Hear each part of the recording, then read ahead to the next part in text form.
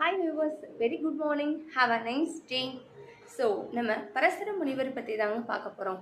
பராசர முனிவர் ஆக்சுவலாக அவர் ரொம்ப அறிவாளின்றது நம்ம எல்லாருக்குமே தெரியும். மகாபாரதத்தில் நம்ம அவருடைய கதைகள் நிறையவே நம்ம படிச்சிருக்கோம்.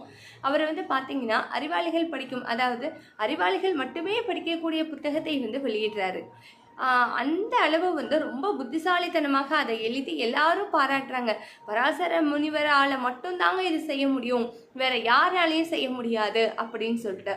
அப்போ சரின்னு சொல்லிட்டு உங்களுக்கு ஒன்று தெரியுமாங்க, வெற்றி கிடைச்ச அந்நாளும் சரி, தோல்வி கண்ட அந்த நாளுமே நமக்கு தூக்கம் வராதுங்க. மகிழ்ச்சியில் ஒன்று துக்கத்தில். ஸோ அந்த நாள் இரவு பொழுதுல ஒரு காட்டில் நடந்து போயிட்டு இருக்காரு.